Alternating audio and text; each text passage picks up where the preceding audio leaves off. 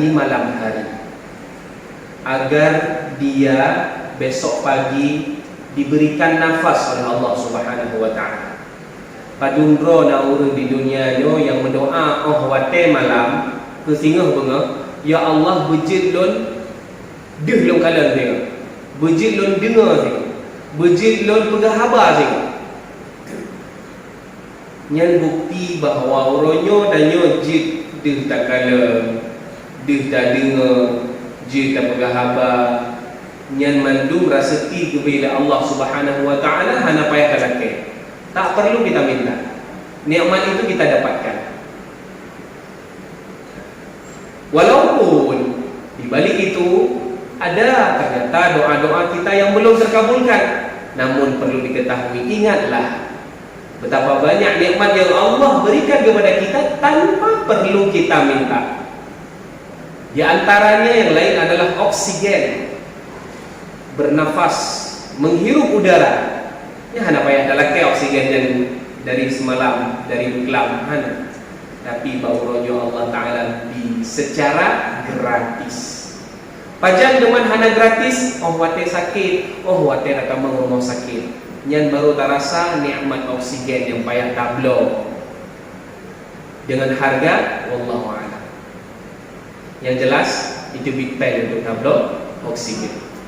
Ma'asyiral muslimin, kemudian salawat dan salam semoga selalu tercurah kepada baginda Nabi sallallahu alaihi wasallam yang sidro manusia ditanya oleh Allah Ta'ala, hai umat manusia, umat Muhammad yang kebenandro ke umat Muhammad yang ke kata umat Muhammad. Okey, menyegata umat Muhammad pakan deman hana nak ikut Nabi Muhammad, pakan nak ikut lagi orang banyak burut. Oh, yang lu tunggu ya urungnya burut yang betul. Hana lu ikut lagi Nabi burut.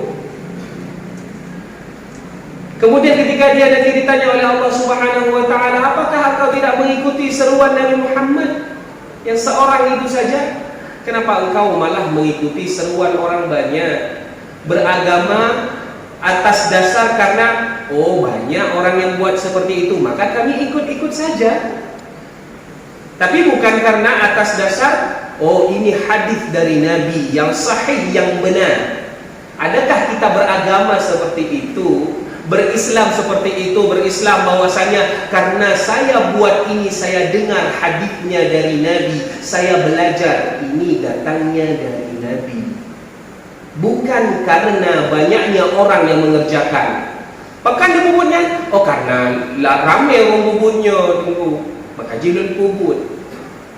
Kan mana cara tanya beragama? Cara tanya beragama adalah yang dipubut oleh Nabi sahih, benar, ada dan diriwayatkan dari beliau atau dari sahabat Nabi SAW, maka itulah yang kita kerjakan. Standar kebenaran adalah bukan dari banyaknya orang yang mengerjakan, tapi standar kebenarannya adalah dari sumbernya, yaitu Quran dan hadis Nabi sallallahu alaihi wasallam. Ma'asyiral muslimin, berapa banyak sudah kita pergi Jumat? Kalau dalam satu tahun itu ada 52 pekan atau 52 minggu dalam setahun, berarti nadajak Jumat sebanyak 52 kali dalam hitun. Menyena 10 tahun nadajak Jumat, mungkin kira-kira 520 ke nadajak Jumat. Menyena 20 tahun nadajak Jumat, 1000 lebih mungkin. Dan seterusnya, statistik sederhana. Tapi pekeh Jumatnya hanya sekedar datang, duduk atau tidur, pulang. Datang, duduk, bicara, pulang. Selesai. Tidak. Mari kita lihat sejarahnya. Kita belajar dari sejarah bagaimana awal mula hari Jumat ini bermula. Waktu itu hari Jumat adalah hari di mana orang-orang pamer, bukan dalam kebaikan, tapi pamer kebanggaan dalam pekerjaan-pekerjaannya. Dahulu di masa jahiliyah ada 4 pekerjaan yang paling mulia, bukan paling mulia, paling populer, paling dipandang. Yang pertama adalah pedagang. Yang ada pun tak baca sejarah bahwa urang Arabnya kebanyakan pedagang. Lagi dalam Al-Quran dipegang di ila fi Quraisy ila fihim rihlatash shita'i was-sayf. Orang-orang Quraisy itu yang musim panas, musim dingin suka pergi-pergi untuk berdagang. Jadi pada masa itu pedagang adalah orang yang hebat. Lihat istri Nabi Khadijah, pedagang. Lalu kemudian Nabi SAW juga berdagang dengan dagangannya Khadijah. Bahwa Nabi juga dulunya pedagang juga. Bahwa pada masa jahiliyah pedagang itu diagung-agungkan juga. Namun yang tidak bagusnya adalah karena pada hari Jumat, zaman hana geturi uro Jumatnya namanya dahulu adalah hari Arubah. Hari Arubah, bukan hari Jumat seperti sekarang namanya. Banyak di antara nama hari-hari kita ini sebenarnya dari bahasa Arab juga diambil. Contoh hari Senin, itu bahasa Arab, Yaumul Itsnain. Hari Selasa, Yaumul Thulatha. Arbi'a, itu hari Rabu di kita. Yaumul Khamis, hari kelima di sana. Di kita hari Kamis. Yaumul Sabt, hari Sabtu. Yaumul Ahad, ini yang orang Muslim seharusnya bilang, bukan hari Minggu. Hari Ahad, itulah dia hari yang ke-7 kalau di kita. Semuanya diambil daripada hari Jumat. Nah, dulu hari Arubah, kemudian datang Islam, berubah namanya menjadi hari Jumat.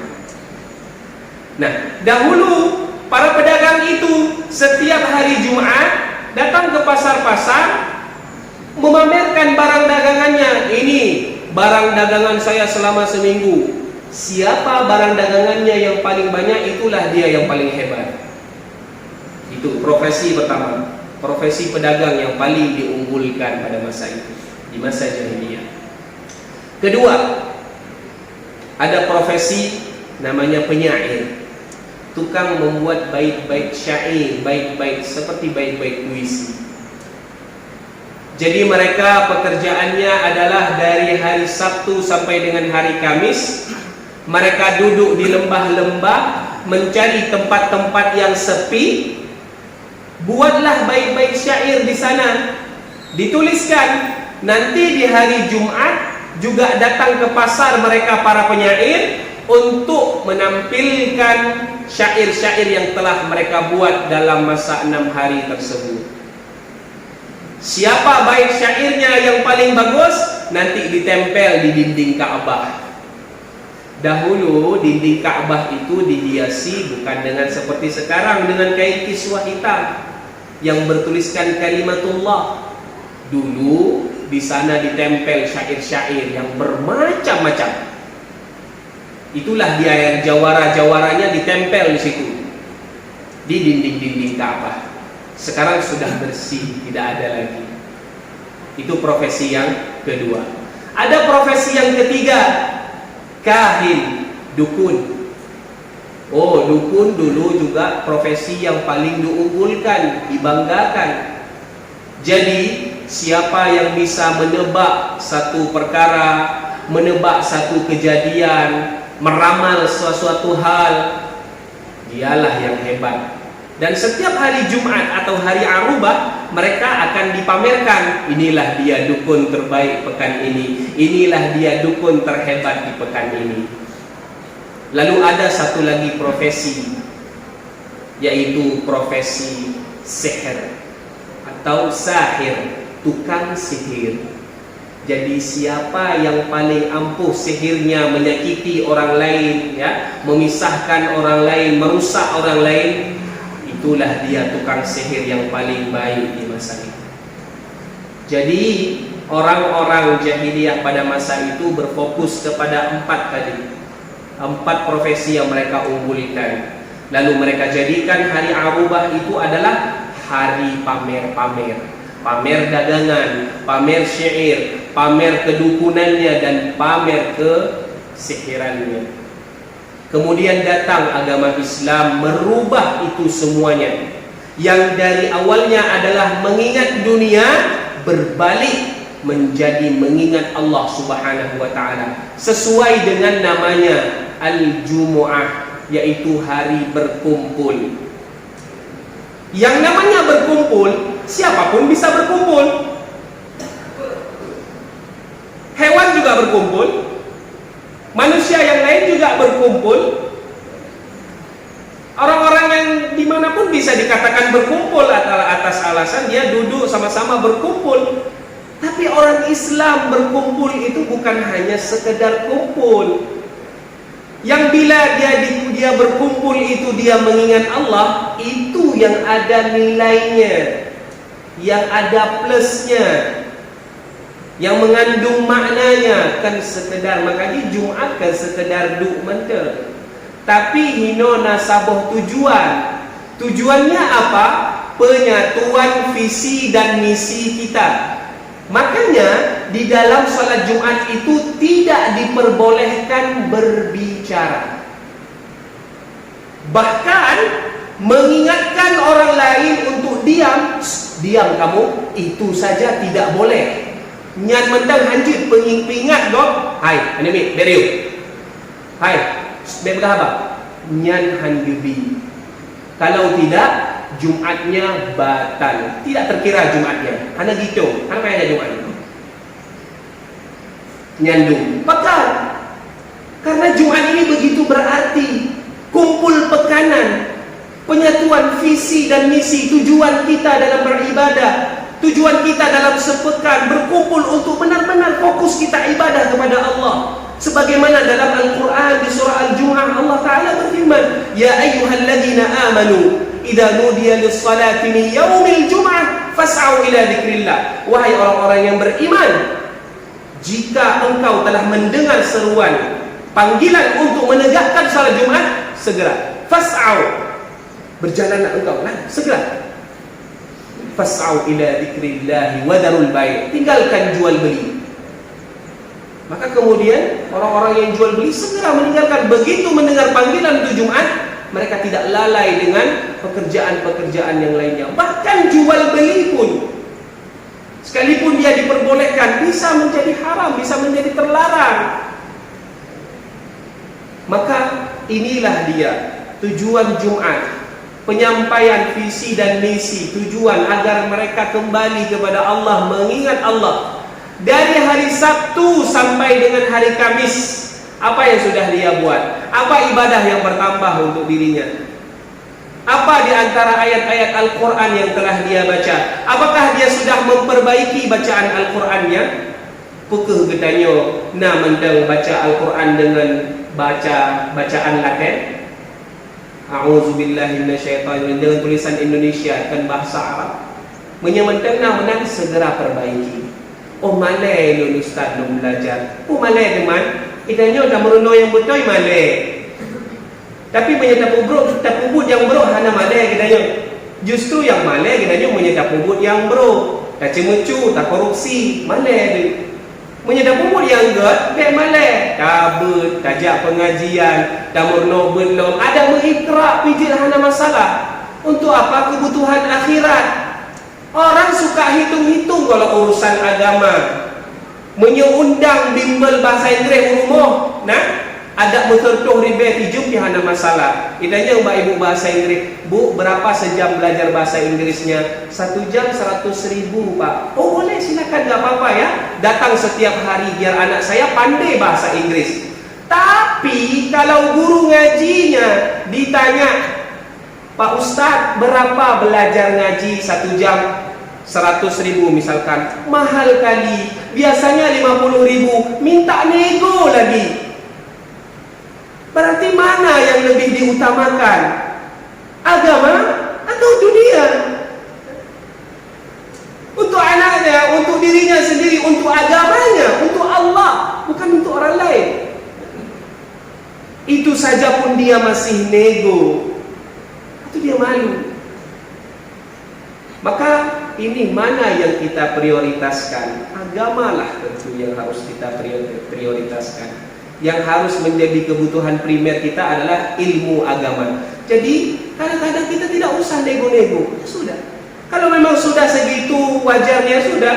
Kenapa kita mampu membayar tes-tes ini dan tes-tes itu untuk masuk kejuruan ini, masuk jurusan itu, kuliah ini, kuliah itu dengan biaya yang begitu mahal?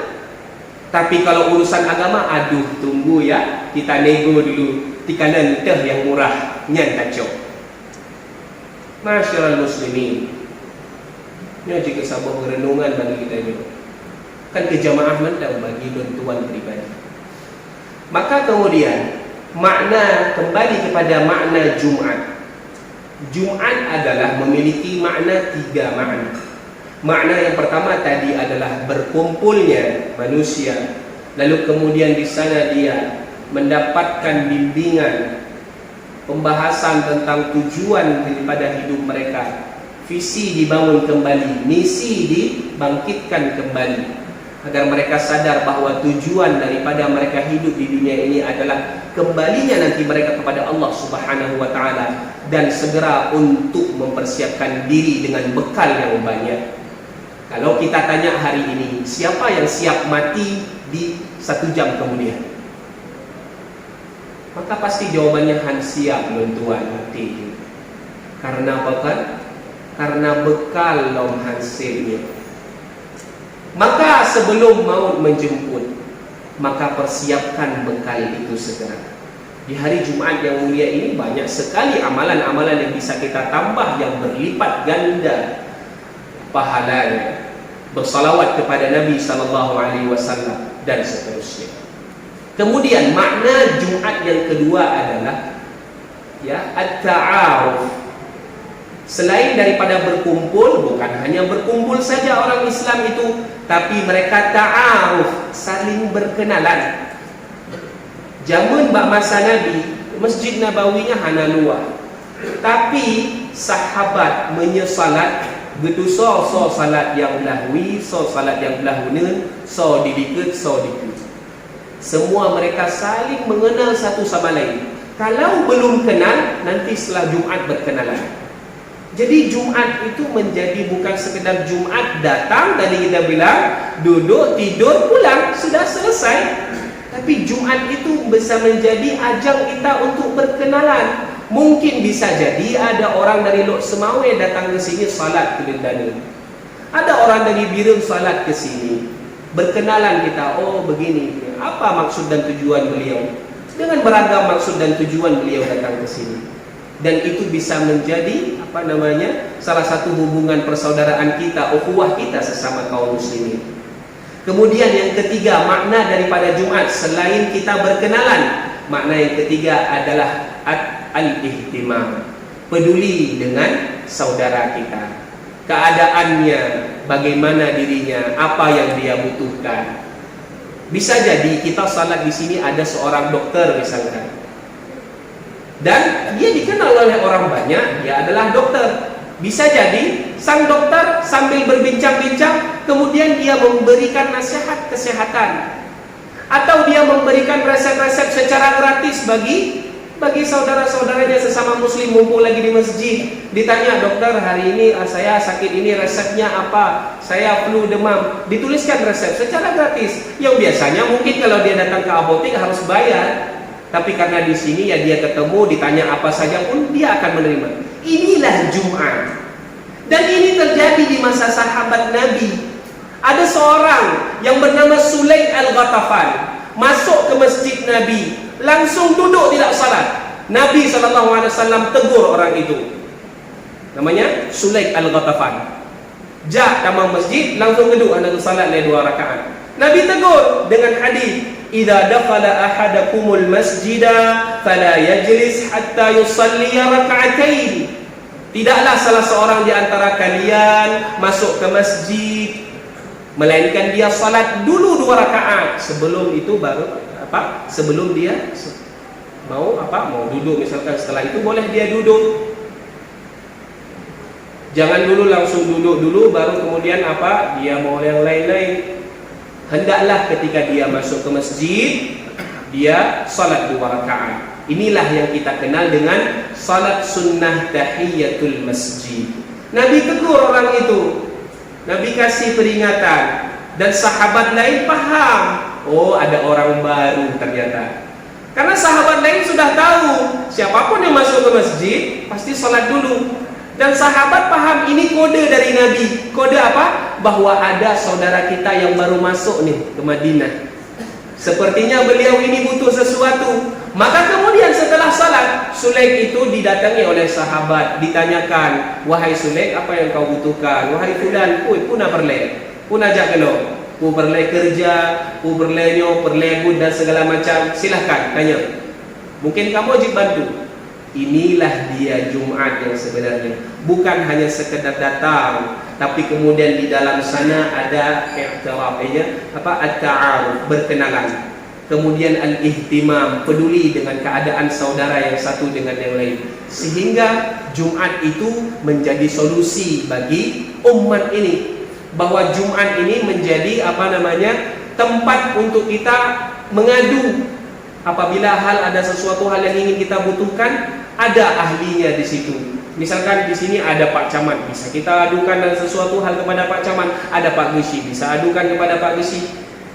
Insya Allah di setiap masjid akan berkumpul orang-orang yang penting di situ dan orang-orang yang dibutuhkan oleh masyarakat. Yang awalnya mungkin kita susah mau bertemu beliau, jamnya di sini banyak, di sana beliau banyak. Tapi insya Allah di masjid beliau akan berkumpul satu saat di masjid. Maka bila Jumat ini terus demikian dan sedemikian, umat ini akan menjadi umat yang bersatu insyaallah biiznillah. Barakallahu wa lakum fil Qur'anil 'azim wa nafa'ani wa iyyakum bima fihi minal ayati wa dzikril hakim wa taqabbala minni wa minkum tilawatahu innahu huwas sami'ul 'alim.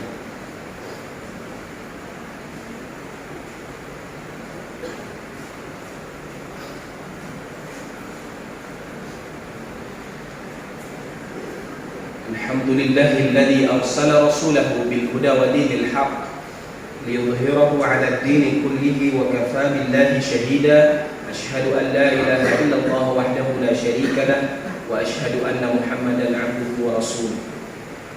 Ma'asyiral muslimin, sidang jamaah Jumat yang berbahagia, karena kita manusia makhluk sosial, maka kita perlu perbaiki masalah komunikasi di antara kita. Supaya apa? Supaya tidak salah paham. Dalam masalah komunikasi itu ada 2 hal yang perlu diperhatikan. Yang pertama adalah isinya, dan yang kedua cara menyampaikannya. Ini dua-duanya harus imbang. Aso bebedoy, cara menyampaikan bebedoy. Aci menyatabayangkan aso hana bedoy, tapi cara sampaikan bedoy. Contoh, pakat anak min untuk tajak merokok dengan bahasa yang gede. Misalkan, ayo nak kita merokok. Bahasanya bagus, tapi isinya tidak bagus. Yang kedua, cara menyampaikannya tidak bagus, tapi isinya bagus. Ajak salat, tapi ajak salatnya dengan bahasa kasar. Hei anak, cepat salat, dengan bahasa yang tinggi. Maksudnya bagus, tapi bahasa dan bagaimana cara dia sampaikan tidak bagus. Maka nasihat itu akan sampai bila 2 ini kita perhatikan. Pertama, isinya harus bagus. Karena manusia dituntut untuk berkata yang baik. Falyaqul khairan aw liyasmut. Man kana yu'minu billahi wal yawmil akhir. Siapa yang beriman kepada hari akhir, berkatalah yang baik. Kemudian yang kedua, wa qulu linnasi husna, berkatalah yang kepada manusia dengan bahasa yang baik. Selain isinya bagus, cara menyampaikannya bagus. Itulah baru kemudian nasihat itu tersampaikan. Nasihat itu disampaikan dengan bahasa yang jelas, bagus, lemah lembut. Tidak perlu kita sampaikan dengan teriak-teriak, membentak-bentak. Karena tadi kaidahnya adalah isi dan cara menyampaikannya lah harus bagus. Karena kita adalah makhluk sosial, banyak berkomunikasi, maka perbaiki komunikasi supaya kita menjadi orang-orang yang senantiasa hati kita selalu ukhuwah kita kuat. Senang kita dengan saudara kita karena dia orang yang lemah lembut. Orang gak akan senang dengan orang yang keras, orang yang kasar, tidak. Tapi orang akan senang kepada orang yang lemah lembut, ya, tidak berkata kasar, dan selalu dia merendah. Inna Allah wa malaikatahu yusalluna 'alan nabi ya ayyuhalladzina amanu sallu 'alaihi wa sallimu taslima. Allahumma salli wa sallim wa barik 'ala nabiyyina Muhammadin wa 'ala alihi wa sahbihi wa man tabi'ahum bi ihsanin ila yaumiddin. Allahumma ighfir lil muslimina wal muslimat wal mu'minina wal mu'minat al ahya'i minhum wal amwat. ربنا لا تزغ قلوبنا بعد إذ هديتنا وهب لنا من لدنك رحمة إنك أنت الوهاب. ربنا اغفر لنا ذنوبنا ولوالدينا وارحمنا